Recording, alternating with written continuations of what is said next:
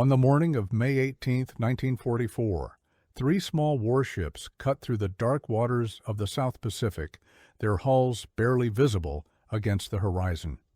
These were not the mighty battleships or sleek destroyers that dominated naval propaganda. These were destroyer escorts, vessels that many officers dismissed as too small, too slow, and too lightly armed for serious combat operations. But one of these ships, the USS England, was about to prove every doubter catastrophically wrong and write one of the most remarkable chapters in naval warfare history. Commander Walton B. Pendleton stood on the bridge of the England that morning, studying the coded message that had just arrived.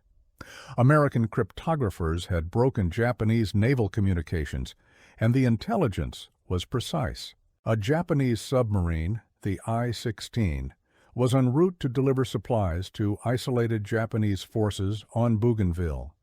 The England, along with her sister ships George and Raby, had been ordered to intercept and destroy it. For most destroyer escort crews, this would be the mission of a lifetime. For Pendleton and his men, it was just the beginning. The USS England was a Buckley-class destroyer escort, measuring just over 300 feet in length and displacing around -400 tons. She had been commissioned in December 1943, named in honor of Ensign John Charles England, a young radio operator who had perished aboard the USS Oklahoma during the Pearl Harbor attack. On that terrible morning of December 7, 1941, England had repeatedly gone below decks into the flooding battleship to rescue trapped sailors, leading 3 men to safety before descending a 4th time and never returning. The ship that bore his name would honor his courage in ways no one could have imagined. Destroyer escorts were designed with a specific purpose in mind. They were meant to protect convoys of merchant ships from submarine attacks, serving as defensive shields rather than offensive weapons. Their armament was modest compared to fleet destroyers. They were slower, with less powerful engines to reduce costs and speed up production. Thousands of merchant vessels were being sent into submarine-infested waters, and the Navy needed escorts quickly and in large numbers. Nobody expected these humble vessels to become aggressive submarine hunters, but Commander Pendleton had other ideas. Before we continue with this incredible story, if you're enjoying this documentary, please take a moment to hit that like button and subscribe to the channel. Your support helps us bring more amazing historical stories to light. And don't forget to leave a comment below sharing your thoughts. Now, let's get back to May 1944 and the beginning of an unprecedented killing spree. Pendleton had trained his crew relentlessly since taking command. Every man aboard knew his job and could perform it blindfolded if necessary. The sonar operators could distinguish between a whale, a thermal layer, and a submarine contact with remarkable accuracy. The Hedgehog crews could reload and fire their weapons with mechanical precision.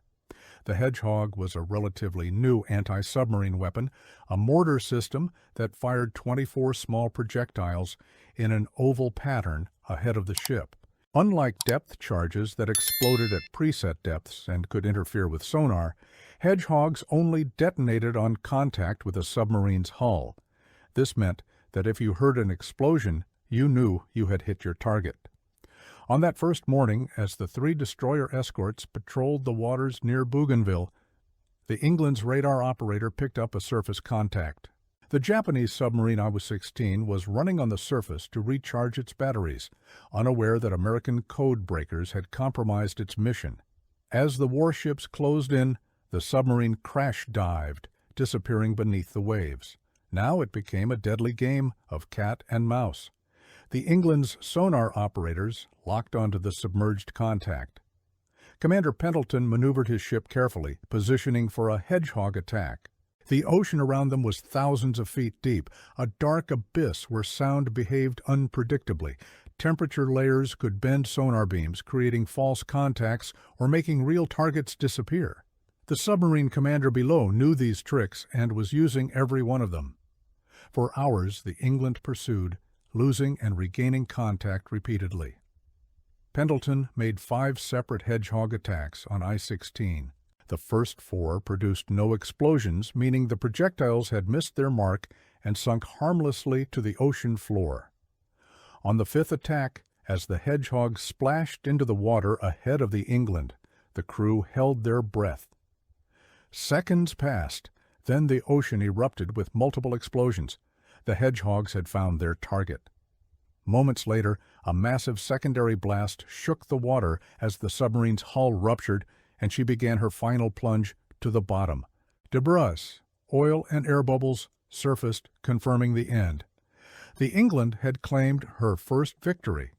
2 days later, on May 20th, Commander Pendleton received another message, this one even more significant than the first. American intelligence had discovered that 7 Japanese submarines were forming a scouting line across the South Pacific, positioned to detect and report American naval movements.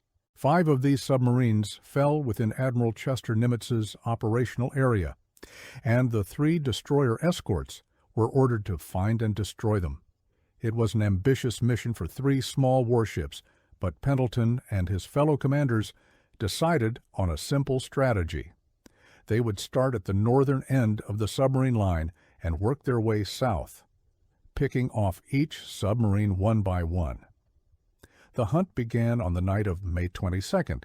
The 3 destroyer escorts formed a search pattern, their radar and sonar operators scanning constantly for any sign of the enemy. Just after midnight, a radar contact appeared on the screens. A submarine was running on the surface about 8 miles away. The 3 ships closed in, and the submarine, designated RO-106, crash-dived.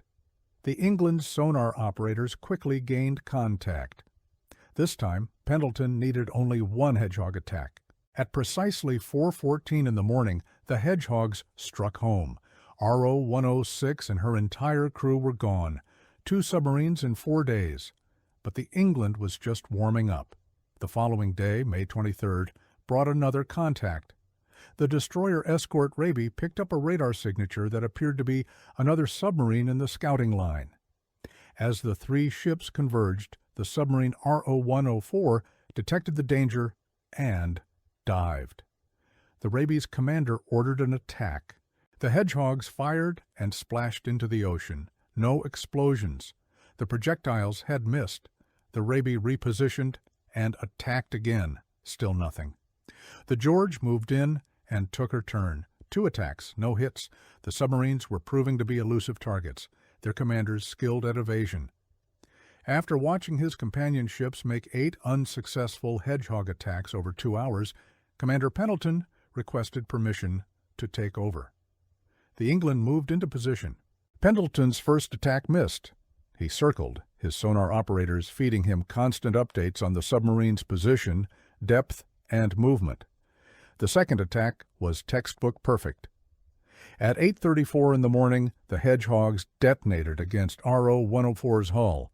3 minutes later, a thunderous secondary explosion marked the submarine's destruction. 3 confirmed eliminations in 6 days. But the England wasn't finished. Not even close. Just half an hour later that same day, the England's sonar operators reported another contact. The next submarine in the Japanese scouting line, RO-116, was nearby and apparently unaware that her sisters had been eliminated.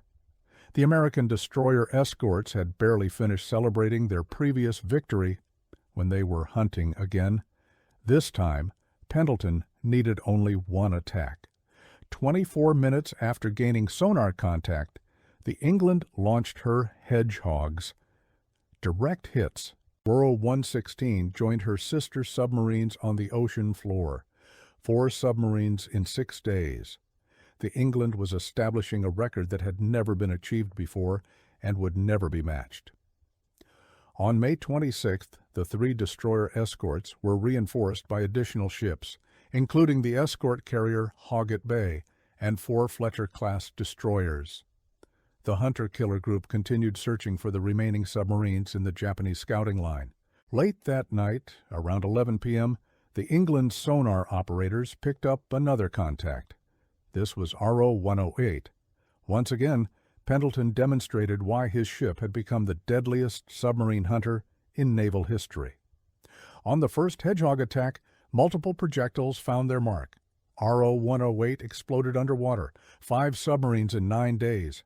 The England's crew was exhausted but exhilarated. They had achieved something unprecedented. The final chapter of this extraordinary story began on May 30th. After resupplying and taking a brief rest, the England and her companion ships rejoined the hunt. The last submarine in the scouting line, RO-105, was still out there, and the hunter-killer group was determined to complete the sweep. But this time, things didn't go smoothly for the England. Another destroyer escort made the initial contact and began attacking. Hours passed with no success. The submarine was damaged but still alive, and its pursuers were growing frustrated. Commander Pendleton, monitoring the radio traffic, offered to bring the England in to assist. The response from one of the other ships was blunt and revealing. They refused to share the England's position, determined to finish off this submarine themselves after watching the England claim 5 consecutive victories.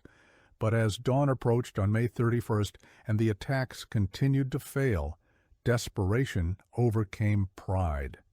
The England was finally called in. Pendleton arrived on scene and quickly gained sonar contact on RO-5. The submarine was indeed damaged and struggling, but it was still dangerous. At 7:14 in the morning, the England launched what would be her final Hedgehog attack of this incredible patrol. The projectiles arced through the air and splashed into the ocean. Seconds later, multiple explosions confirmed hits. RO-105, the last submarine in the Japanese scouting line, was destroyed with all 55 crew members. 6 submarines in 12 days. It was a feat that had never been accomplished before in the history of naval warfare, and it has never been matched since. The England's achievement sent shockwaves through both the American and Japanese naval commands. Admiral Chester Nimitz, Commander-in-Chief of the Pacific Fleet, sent a message stating that there would always be an England in the United States Navy. The Japanese, meanwhile, were forced to completely reorganize their submarine operations. The loss of 6 submarines in such a short period was catastrophic, not just in terms of the vessels and crews, but in the psychological impact on their submarine force. What made the England's success so remarkable was not just the number of submarines destroyed, but the circumstances under which it was achieved. Destroyer escorts were not supposed to be offensive weapons. They were meant to defend convoys, to react to submarine attacks rather than seek them out aggressively.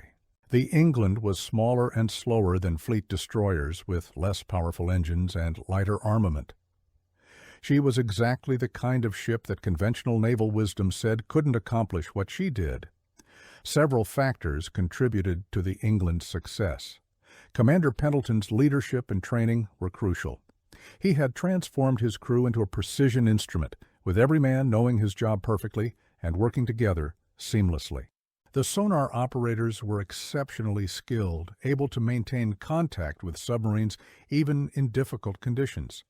The Hedgehog crews could reload and fire with remarkable speed and accuracy, and Pendleton himself demonstrated tactical brilliance in positioning his ship for each attack.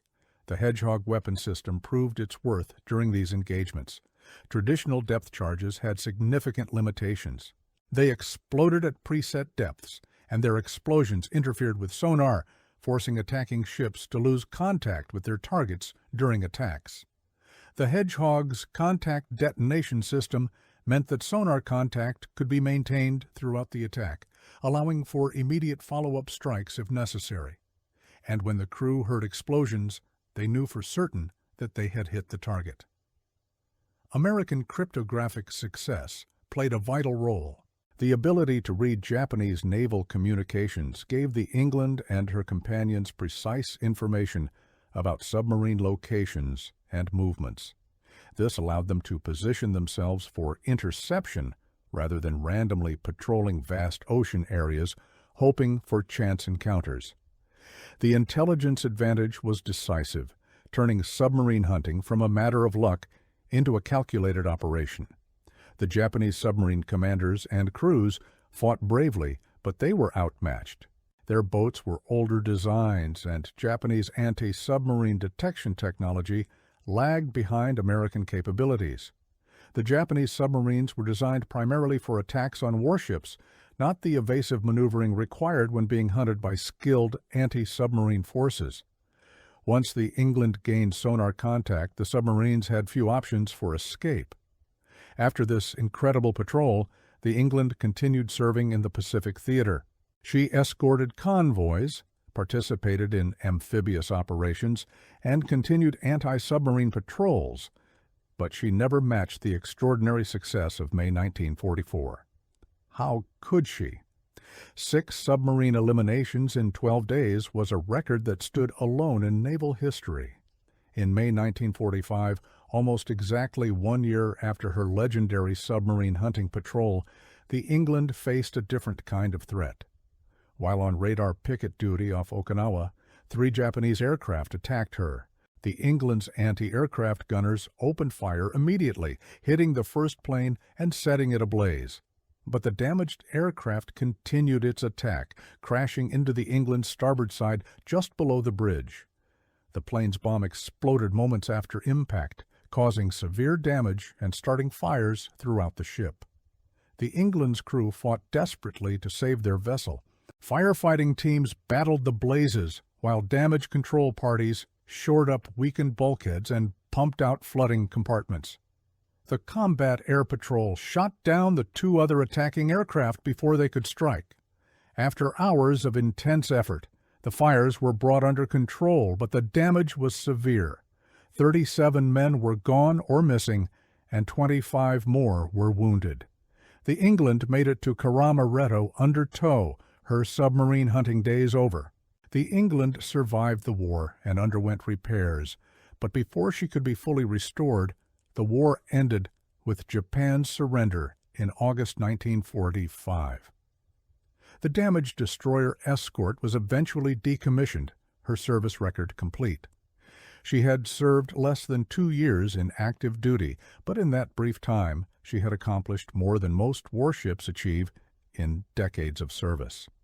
The story of the USS England demonstrates several important principles of naval warfare. First, that innovation and skill can overcome limitations in size and firepower.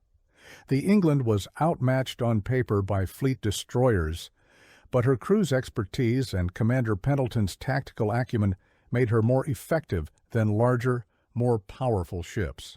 Second, that training and preparation are crucial. Pendleton's relentless drilling of his crew paid off when it mattered most, allowing them to execute complex anti-submarine operations with precision. Third, the technology and intelligence can be force multipliers. The Hedgehog weapon system and American cryptographic success gave the England advantages that her Japanese opponents couldn't counter. The England's record has never been broken. No other warship in any navy has ever sunk 6 submarines in 12 days. Modern anti-submarine warfare has become so sophisticated that submarines rarely operate in the predictable patterns that allow the England to find and destroy multiple targets in quick succession. The nature of naval warfare has changed dramatically since 1944, with different technologies, tactics, and threats. The England's achievement stands as a unique moment in naval history, unlikely ever to be repeated. Commander Walton B. Pendleton's leadership was recognized with numerous decorations and awards. His tactical skill in prosecuting anti-submarine attacks became the subject of study at naval warfare schools. The techniques his crew employed and the lessons learned from the England's patrol influenced American anti-submarine doctrine for years afterward. But perhaps the greatest tribute to Pendleton and his crew came from Admiral Nimitz's simple statement that there would always be an England in the Navy.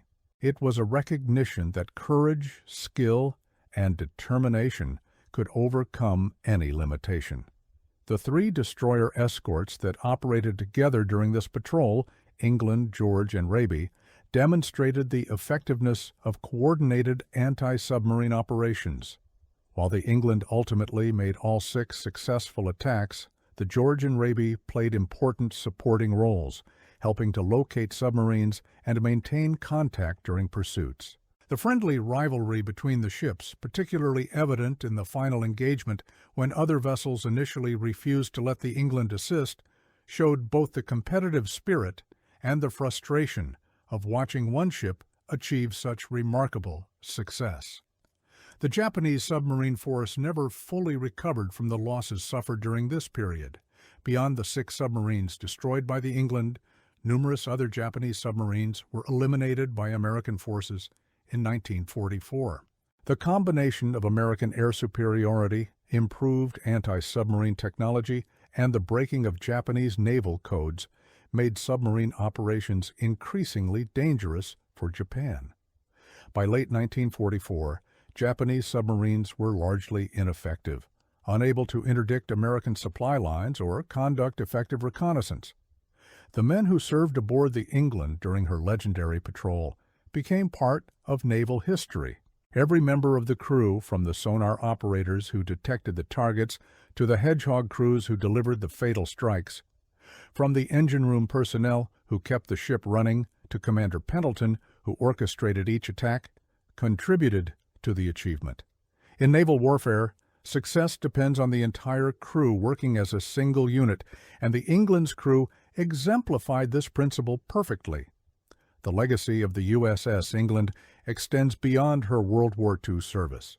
Her name has been carried by other ships in the United States Navy, including a guided missile cruiser that served during the Cold War. Each vessel bearing the name England has carried forward the tradition of excellence established by the destroyer Escort in May 1944. The name itself has become synonymous with anti-submarine warfare prowess, a reminder that determination and skill can achieve extraordinary results. Looking back at the events of May 1944, the England's achievement seems almost impossible. 6 submarines in 12 days. Each engagement required hours of patient tracking, precise maneuvering, and perfectly executed attacks. The ocean is vast, and submarines are small, elusive targets. Finding one submarine is difficult. Finding and destroying 6 in less than 2 weeks requires a combination of skill, luck, intelligence, and determination that rarely comes together so perfectly. The destroyer Escort that many considered too small to matter had proven that size isn't everything in naval warfare. The USS England, all 300 feet and almost 400 tons of her, had outperformed ships twice her size, and shown that a well-trained crew with effective weapons and good intelligence could dominate the undersea battlefield. Commander Pendleton's too small ship had become the most effective submarine hunter in naval history, a record that stands unbroken 8 decades later and likely will remain unbroken for all time. The story of the USS England reminds us that in warfare, as in life, it's not always the biggest or most powerful who succeed. Sometimes it's the determined, the skilled, and the well-prepared who achieve the impossible. Ensign John Charles England, the young sailor who gave his life trying to save others at Pearl Harbor, could not have asked for a more fitting tribute than the ship that bore his name and the incredible crew that served aboard her. They took a vessel that others dismissed as inadequate and transformed it into a legend that will be remembered as long as naval history is studied and told.